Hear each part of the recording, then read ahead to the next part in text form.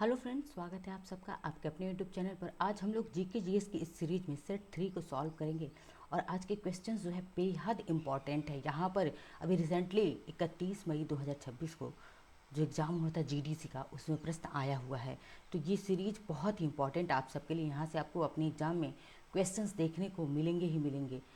आइए देखते हैं आज के इम्पॉर्टेंट क्वेश्चंस को। अभी जो जीआईसी का एग्ज़ाम है या फिर जो भी अन्य एग्ज़ाम है, उनमें यहाँ से प्रश्न देखने को मिल सकता है। आइए देखते हैं आज के अपने पहले प्रश्न को। हमारा पहला प्रश्न है कि अकबर ने फ़ारसी में अनुवाद के लिए कौन सा विभाग बनवाया था। तो अकबर ने फ़ारसी में अनुवाद के लिए कौन सा विभाग बनवाया था? दारुल सफ़ा, मकतब खाना, किताब खाना, इबादत खाना। तो किसके लिए था? प्रार्थना के लिए, पूजा के लिए था। लेकिन फ़ारसी में अनुवाद के लिए इसने मकतब खाना बनवाया था। ऑप्शन बी राइट आंसर है। ठीक है, और कहाँ पे बनाया था? तो सीकरी में, फतेहपुर सीकरी में बनवाया था मकतब। देखिए, सारी चीज़ें याद करते जाइए। क्यों? क्योंकि यहाँ से प्रश्न आया है। ये VVI सेक्शन है, बहुत इंपॉर्टेंट सेक्शन है, क्योंकि एग्जाम कई बार पूछा जा चुका है। पूछ सकता है कि मकतब खाने का निर्माण किसने करवाया था? अकबर ने करवाया। कहाँ करवाया था? फतेहपुर सीकरी में करवाया। तो मकतब खाना क्या था? यहाँ पे क्या किया जाता था? तो फारसी भाषा में अनुवाद होता था। जितने ग्रंथ थे उन ग्रंथों का अनुवाद किया जाता था। दूसरा प्रश्न है, महाभारत का फारसी अनुवाद रज्मनामा किसने किया? अब देखिए, प्रश्न में ही आपको एक प्रश्न मिल गया कि महाभारत का फारसी में अनुवाद किस तरह से हुआ है, किस नाम से हुआ है? रज्मनामा के नाम से हुआ है। या रज्मनामा किस भारतीय ग्रंथ का नाम है? तो महाभारत का नाम है। और इसका अनुवाद किसने किया, आपसे ये पूछा है। अबुल फजल, फैजी, नकीब खां और बदायूनी, बिरबल या टोडरमल। तो ऑप्शन बी राइट आंसर है। फैजी, नकीब खां और बदायूनी ने महाभारत का रज्मनामा के नाम से क्या किया था? इन्होंने अनुवाद किया था। प्रश्न इंपॉर्टेंट है। तीसरा प्रश्न हमारा है, रामायण का फारसी अनुवाद रामनामा किसके निर्देशन में हुआ था? तो रामायण का फारसी अनुवाद क्या है? रामनामा है। और यह किसने किया था? तो फैजी ने, अब्दुल कादिर बदायूनी ने, मुल्ला शाह मोहम्मद ने या हाजी इब्राहिम सरहिंदी ने। किसने किया था? तो यह किया था अब्दुल कादिर बदायूनी ने किया था। वेरी इंपॉर्टेंट प्रश्न है। यहाँ से आपको प्रश्न 100% आपके एग्जाम में देखने को मिलेंगे। चौथा प्रश्न है, राज तरंगड़ी कश्मीर का इतिहास का फारसी अनुवाद किसने किया था? राज तरंगड़ी किसने लिखा था? यह कल्हड़ ने लिखा हुआ है। और कल्हड़ की इस राज तरंगड़ी का अनुवाद किसने किया था? तो किसने किया था? अबुल फजल ने, शाह मुल्ला मोहम्मद साहबादी ने, फैजी ने या बदायूनी ने। तो किसने किया था? ऑप्शन बी राइट आंसर है।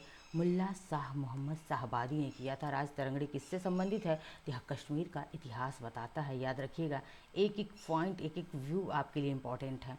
पांचवा क्वेश्चन है, अथर्ववेद का फारसी अनुवाद किस नाम से हुआ है? देखिए, अथर्ववेद का फारसी अनुवाद हुआ है और किस नाम से हुआ है? इलाही नामा के नाम से। फारसी वेद, अथर्ववेद फारसी या किताब उल अथर्व। तो किस नाम से अथर्ववेद का फारसी अनुवाद हुआ है? इलाही नामा के नाम से हुआ। किसने किया था? हाजी इब्राहिम सरहिंदी। किसने किया है? देखिए, इंपॉर्टेंट प्रश्न है, आपसे पूछा जा सकता है। हाजी इब्राहिम सरहिंदी। ठीक है, सरहिंदी। इन्होंने जो है क्या किया था? तो अथर्ववेद का, जो कि सबसे नवीन वेद है, 4 वेद हैं उनमें सबसे नवीन वेद है, और इस हमारे नवीन वेद का फारसी में अनुवाद किसने? हाजी इब्राहिम सरहिंदी ने किया था। इलाही नामा के नाम से किया था। ऑप्शन ए हमारा राइट आंसर है। बढ़ते हैं छठे प्रश्न की तरफ। छठा प्रश्न है, पंचतंत्र का फारसी अनुवाद अनवारे सुहैली किसने किया था? यानी कि पंचतंत्र किसका है? विष्णु शर्मा का है। किसका है ये पंचतंत्र? तो विष्णु विष्णु शर्मा की यह रचना है पंचतंत्र। और कह रहा है कि ये विष्णु शर्मा का पंचतंत्र, जिसका अनुवाद फारसी में हुआ है अनवराए सुहैली के नाम से, किसने किया है? तो अकबर के काल में किसने किया था? हुसैन फैज कश्मीरी। इसी ने किया था, अकबर के काल में हुआ था। देखिए, किसने किया पंचतंत्र का फारसी अनुवाद? हुसैन फैज कश्मीरी ने किया। क्या नाम है इस पंचतंत्र का? फारसी में अनुवाद हुआ है तो अनवराए सुहैल। किस काल में हुआ? अकबर काल में हुआ। यहाँ से आपको 3 प्रश्न मिल गए। देखिए, यह जो है अभी रिसेंट जो जीआईसी का एग्ज़ाम होने वाला है 14 जून को, उसके लिए इम्पॉर्टेंट ही है।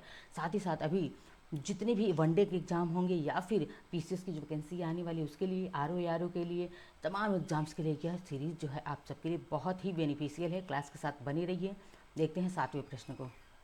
7वां प्रश्न है, लीलावती गणित की किताब का फारसी अनुवाद किसने किया है? यानी कि लीलावती किससे संबंधित है? मैथ से। और इसका अनुवाद किसने किया? फैजी ने, अबुल फजल ने, बदायूनी ने या टोडरमल ने? तो इसका अनुवाद फैजी ने किया। ऑप्शन ए लीलावती, जो किससे संबंध गणित से। किसने लिखा है लीलावती को? तो ये लीलावती किसकी रचना है? भास्कराचार्य की रचना है। ठीक है, पूछता है लीलावती किसकी रचना है?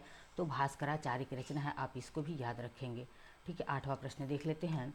8वां प्रश्न है, काली लीला, ठीक है, का है कालीला व दिमना। कालीला व दिमना अरबी का ग्रंथ है। फारसी अनुवाद पहले किसने किया था इसका? तो यह जो है अरबी ग्रंथ है कालीला और दिमना, और इसका अनुवाद किसने किया था? तो इसका अनुवाद सबसे पहले हुआ था, तुर्की से पहले ही हुआ था। यानी कि यह अनुवाद अब्बासी काल में हो चुका था, मुगलों ने इसको फारसी में लाया। ऑप्शन डी राइट आंसर है। यह प्रश्न आप सबके लिए उतना इंपॉर्टेंट नहीं है, तो आप इसको बस ऐसे ही रैंडमली देख लीजिएगा। 9वां प्रश्न है, जहांगीर के समय बाबरनामा का फारसी अनुवाद किसने किया था?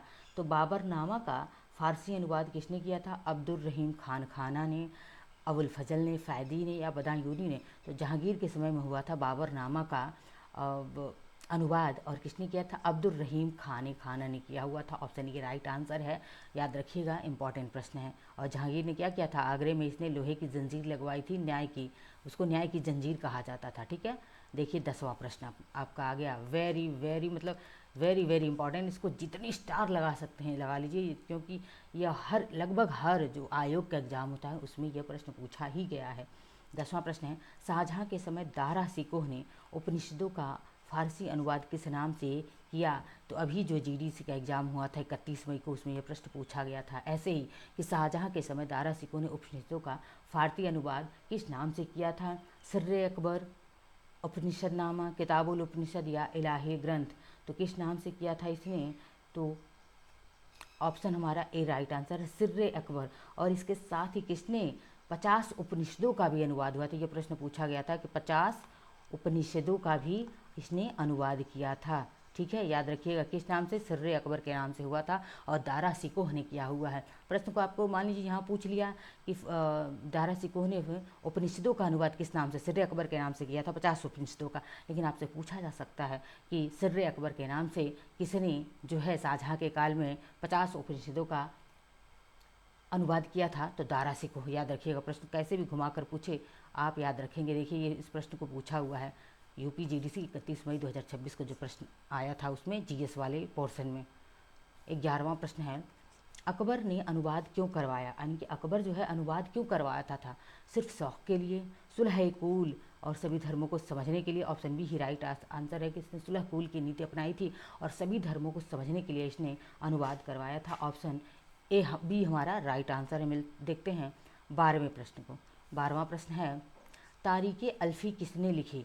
तो तारीख़ अल्फ़ी किसने लिखा था? ऑप्शन बी राइट आंसर है, बदायूनी ने लिखा था तारीख़ अल्फ़ी। ठीक है, अब देखते हैं 13वें प्रश्न को। 13वां प्रश्न है, सिंहासन बतीसी का फारसी अनुवाद किसने किया था? तो सिंहासन बतीसी का फारसी अनुवाद किसने? फैजी ने, अब्दुल कादिर ने, मुल्ला शेरी ने या नकीब खान ने? ऑप्शन सी राइट आंसर है, मुल्ला शेरी ने फारसी अनुवाद किया था। किसका? तो सिंहासन बतीसी का। अभी देखिए शेरी याद आया है, तो इस शेरी से मुझे एक नाम याद आ रहा है, शेरी सिंह। और ये शेरी सिंह किससे संबंधित हैं? तो ये शेरी सिंह जो है मिसेज, इस समय मिसेज इंडिया चुनी गई हैं शेरी सिंह। ठीक है, मिसेज इंडिया, पहली भारत की मिसेज इंडिया हैं शेरी सिंह। 14वां प्रश्न है, अनुवाद विभाग का मुख्य केंद्र कहाँ था? तो अनुवाद विभाग का मुख्य केंद्र कहाँ बताइए? इस प्रश्न का आंसर आप लोग कमेंट बॉक्स में बताइए, क्योंकि मैंने आपको पहले ही बता दिया है। दिल्ली, आगरा, फतेहपुर सीकरी या लाहौर? तो अनुवाद विभाग का मुख्य केंद्र कहाँ था? फतेहपुर सीकरी था। मकतब खाना नाम से अकबर ने निर्माण करवाया था फतेहपुर सीकरी में। आज का अंतिम और 15वां प्रश्न है। अच्छा, तो हमारे 14 प्रश्न थे, तो आप बता सकते हैं कमेंट बॉक्स में कि आपने 14 में से आपने कितने प्रश्न सही किए, आपको कितने प्रश्न आ रहे थे, क्योंकि ये प्रश्न सभी हल्के नहीं हैं, ये आयोग जो पूछता है वैसे प्रश्न थे। मिलते हैं नेक्स्ट लेक्चर में, धन्यवाद।